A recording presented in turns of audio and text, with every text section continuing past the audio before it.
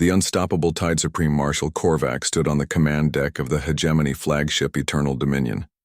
His 6 arms folded behind his back as he gazed through the massive viewport at the stars beyond. For 3,000 years, the Weo hegemony had ruled the galaxy with an iron fist, their expansion methodical and absolute. 847 star systems had fallen before their might, each conquest following the same inevitable pattern.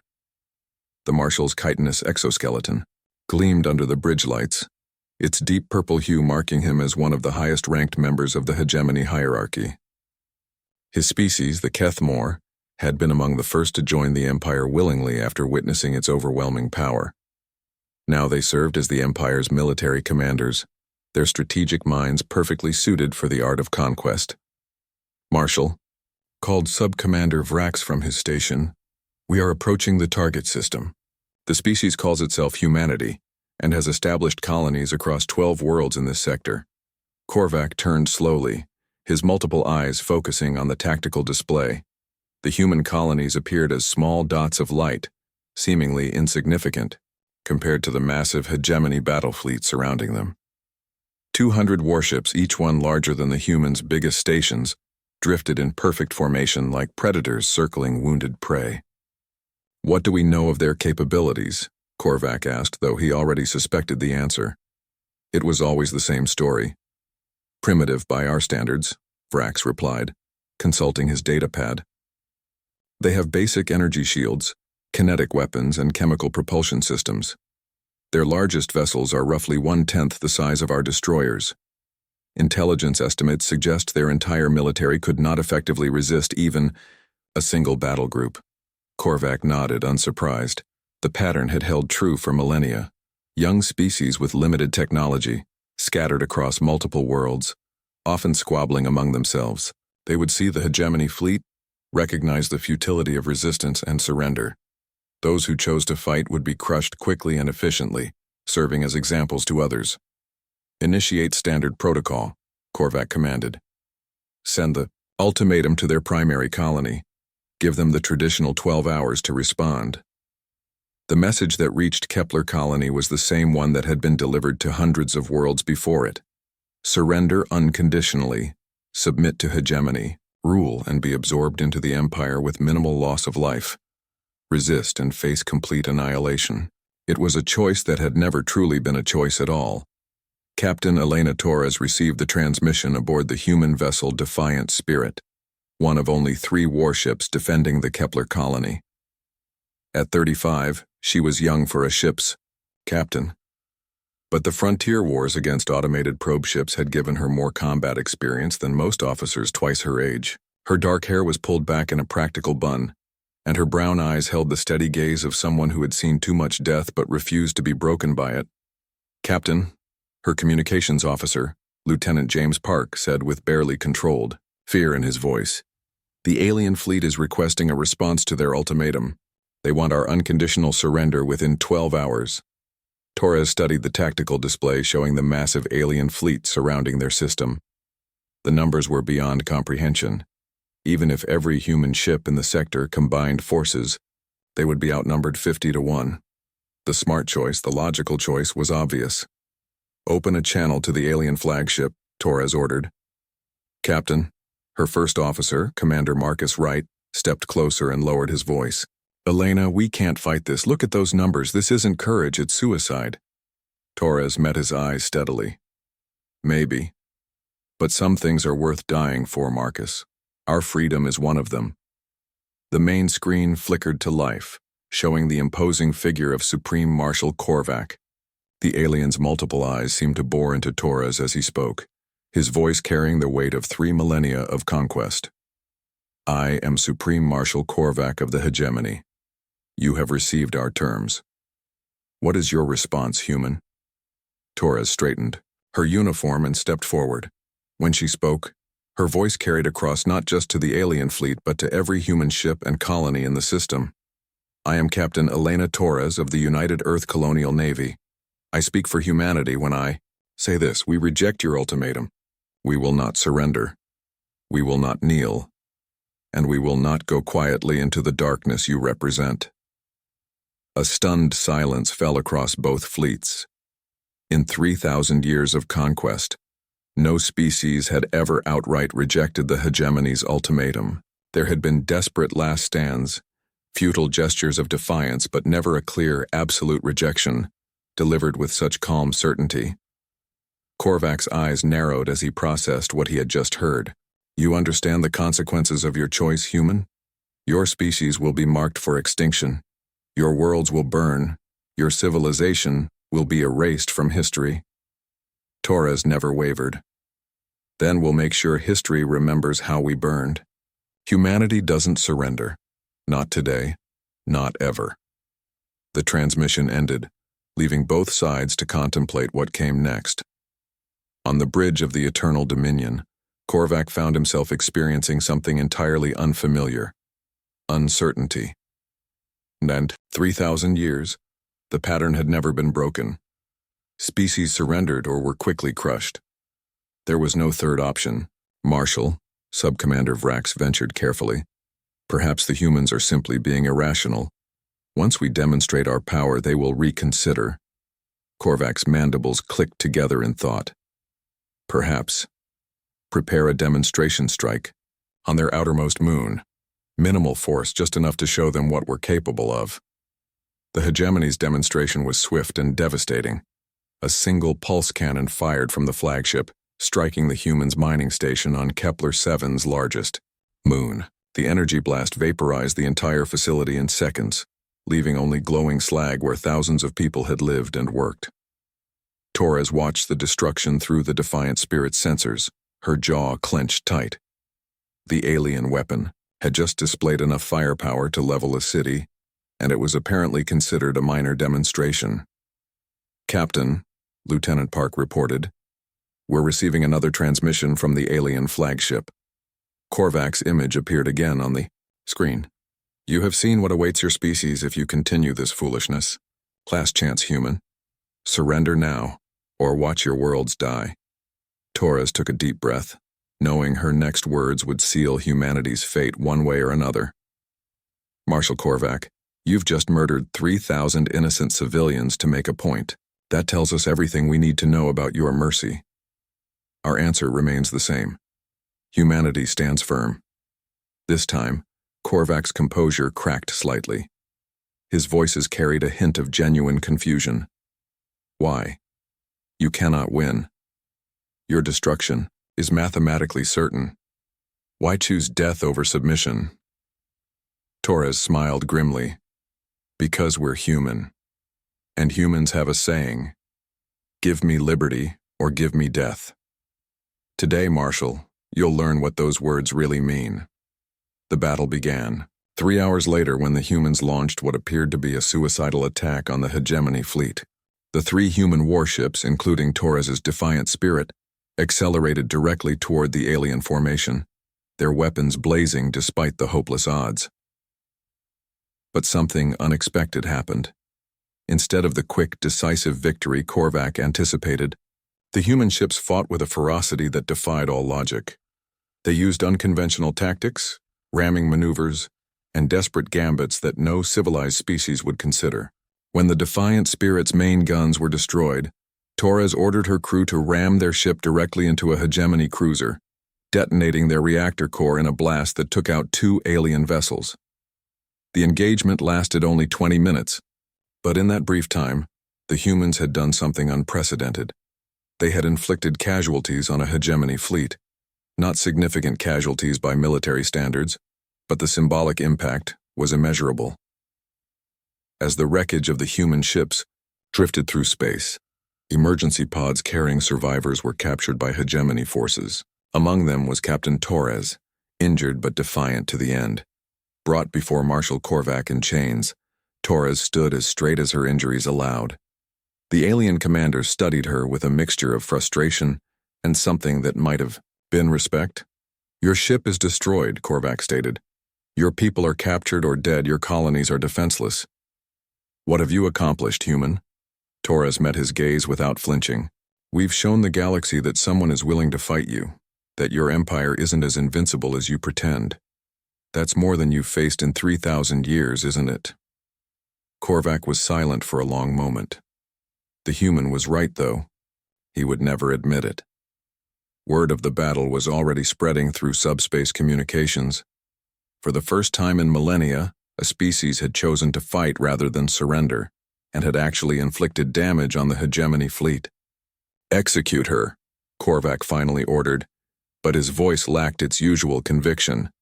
As Torres was led away, she called back over her shoulder, "This isn't over, Marshal. We've lit a fire that's going to spread across every world you've conquered. Humanity doesn't surrender, and now the galaxy knows it." Korvac watched her go, a cold dread settling in his chest.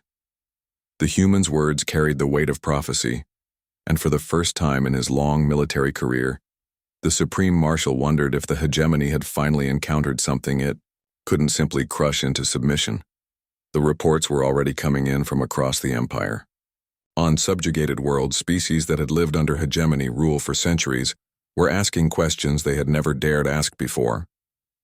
If a primitive species like humanity could stand against the Empire, what did that say about the hegemony's supposed invincibility? The human ship Defiant Spirit was gone, its crew dead or captured, but the damage it had inflicted went far beyond the 2 alien vessels it had destroyed. It had shattered the illusion of hegemony invincibility, and that crack would spread until it brought down the entire edifice of fear upon which the Empire was built. Supreme Marshal Korvac stared out at the stars, no longer seeing endless worlds to conquer, but potential threats to everything his people had built. The humans had done something far worse than resist the hegemony's might. They had given the galaxy hope. The thorn that changed everything. Admiral Sarah Chen stood in the war room aboard Luna Station, humanity's primary military command center hidden within Earth's moon. The holographic display before her showed the current state of human space. 12 colonies under siege, evacuation fleets racing toward the core worlds, and the remnants of the colonial defense forces regrouping for what everyone knew would be their final stand.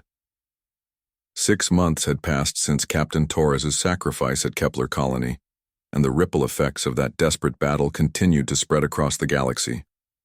What the humans had started as a simple refusal to surrender had become something far greater. The first galaxy-wide resistance movement in 3,000 years. "Admiral," reported Colonel David Hayes, Chen's intelligence chief, "we're receiving confirmed reports from 17 different hegemony-controlled systems. Indigenous populations are rising up against their occupiers. The Zephyrians have destroyed 3 hegemony administrative centers. The Crystalline Confederacy is openly refusing to pay tribute. Even the Kethmore are seeing defections in their outer territories." Chen nodded grimly. At 62, she was one of humanity's most experienced military commanders, having spent 4 decades fighting the long war against the automated probe fleets that had preceded the hegemony's arrival. Her silver hair was pulled back severely, and her blue eyes held the weight of humanity's survival on her shoulders. "What about our fleet status?" she asked. "Not good," Hayes admitted. "We've managed to evacuate most of the civilian populations from the outer colonies, but our military assets are down to 37 warships of destroyer class or larger. Intelligence suggests the hegemony is massing over 500 ships for their final assault on the Sol system." The numbers were even worse than Chen had feared, but she had learned long ago not to let despair show on her face. Her people needed to see strength, even when victory seemed impossible. "Any word from the diplomatic corps?" she asked. Colonel Hayes's expression darkened. "The hegemony executed Ambassador Williams and his entire staff yesterday. They broadcasted it across their networks as a warning to other species considering resistance. The message was clear. No negotiations, no mercy." Chen felt a cold anger settle in her chest. Michael Williams had been a good man, one of humanity's finest diplomats. His death, like Torres's sacrifice, would not be forgotten.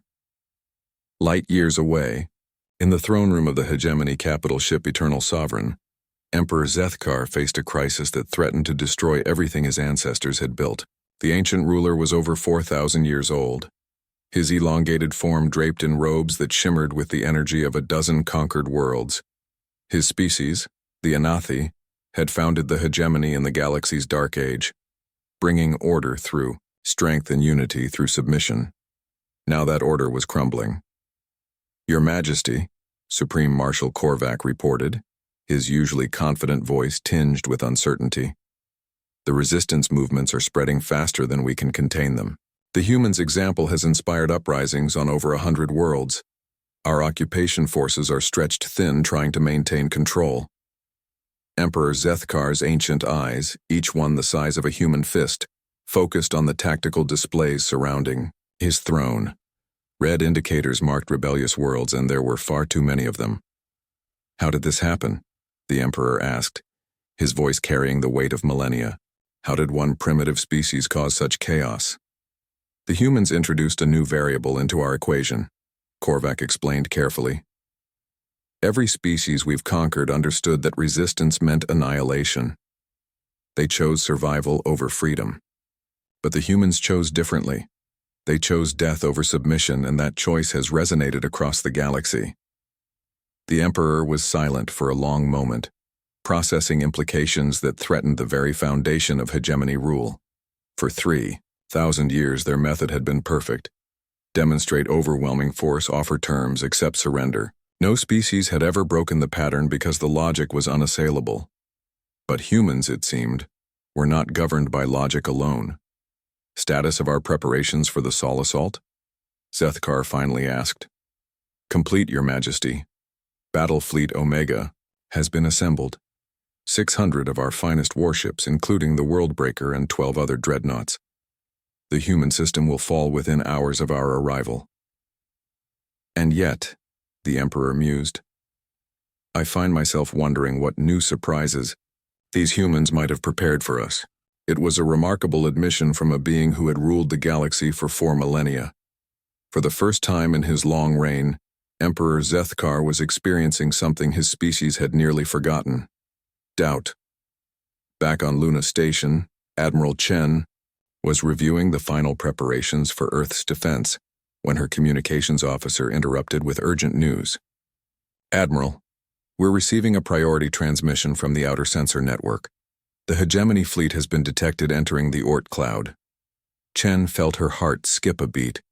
They had known this moment would come, but somehow it still felt too soon. "How many ships?" "Sensors are still counting, but initial estimates suggest over 600 vessels, ma'am, including at least a dozen super dreadnoughts." The war room fell silent as the magnitude of the incoming threat sank in. Chen looked around at her staff, seeing the same mixture of fear and determination she felt in her own heart. "Ladies and gentlemen," she said quietly, "this is what we've been preparing for. Signal all fleet elements to assume defensive positions. Activate the Mars orbital platforms, and send a message to every human settlement in the system. Today we stand together, or we fall together." As Earth's defenders scrambled to their positions, Chen activated a secure communication channel that reached out beyond human space to the growing network of resistance cells across the galaxy. "This is Admiral Sarah Chen of the United Earth Defense Force," she began, her voice steady despite the circumstances. "In approximately 18 hours, the hegemony fleet will reach Earth. We know we cannot win through conventional means, but we're not fighting just for humanity anymore. We're fighting for every species that has ever dreamed of freedom." Paused, thinking of Captain Torres and all the others who had given their lives to reach this moment. "If we fall today, remember this. We chose to stand. We chose to fight. And that choice will echo across the galaxy long after our ships are silent. Humanity does not surrender. Not today. Not ever." The message was received by rebels on 1,000 worlds, by species that had submitted to hegemony rule generations ago but now dared to dream of something different. On Zephyr Prime, resistance fighters sabotaged the planet's tribute shipments. On crystalline worlds, entire fleets defected from hegemony service. On distant frontier worlds, species that had never heard of humans took up arms against their occupiers. The galaxy was awakening from a 3,000-year sleep, and the sound of its stirring reached even the bridge of the Eternal Sovereign. "Your Majesty," a trembling communication officer reported to Emperor Zethkar, "we're receiving reports of coordinated rebellions across 47 sectors. Fleet commanders are requesting immediate reinforcements. The Emperor's ancient form seemed to sag under the weight of the crisis. How many ships can we redirect from the Sol assault? None, Your Majesty. We need every vessel to ensure the humans' complete destruction. If they survive this battle, the rebellion could spread to every corner of the Empire. Zethkar nodded slowly. The irony was not lost on him. To save the hegemony, they had to destroy the one species that posed the greatest threat to their rule, but in doing so, they were leaving rebellious worlds undefended, allowing the very chaos they sought to prevent. The Battle of Sol began as the hegemony fleet emerged from hyperspace in perfect formation, their massive ships blotting out the stars. Admiral Chen watched from Luna Station as 600 alien vessels advanced toward Earth, their intent unmistakable. "All ships, this is Admiral Chen," she broadcast to the human fleet. "Remember your training, remember your courage, and remember that we fight not just for ourselves but for the future of freedom in this galaxy." "Your Majesty," a surviving officer reported, "Earth's population centers remain intact. Should we proceed with orbital bombardment?" The Emperor stared at the blue-green world below, where 4 billion humans waited for the final blow. For 4,000 years he had ruled through fear and overwhelming force. The pattern had never failed until now. "No," he said finally, his voice carrying across the bridge with quiet authority. "Signal the fleet. We withdraw." The officer stared in shock. "Your Majesty." "The humans have already won," Zethkar explained, his ancient eyes reflecting a wisdom earned through millennia of rule. "They've shown the galaxy that the hegemony can bleed, that our ships can be destroyed, that resistance is possible. If we destroy Earth now, we make them martyrs. If we leave them alive, they become a symbol. But Your Majesty, the rebellion will spread regardless," the Emperor interrupted. "The age of easy conquest is over. The galaxy has remembered what we made it forget, that freedom is worth fighting for." As the hegemony fleet withdrew from Sol system, leaving Earth battered but unbroken, the news spread across the galaxy at the speed of light. Humanity had faced annihilation and survived. The hegemony, for the first time in 3,000 years, had chosen retreat over total victory. The rebellions that followed were not immediate or coordinated, but they were inevitable. Species that had lived under hegemony rule for centuries began to question why they had submitted. Young beings who had never known freedom began to dream of something different. The hegemony would endure for another century, but its absolute power was broken on that day above Earth. The empire that had ruled through fear learned that some things could not be conquered: the human spirit, and the hope it could inspire in others.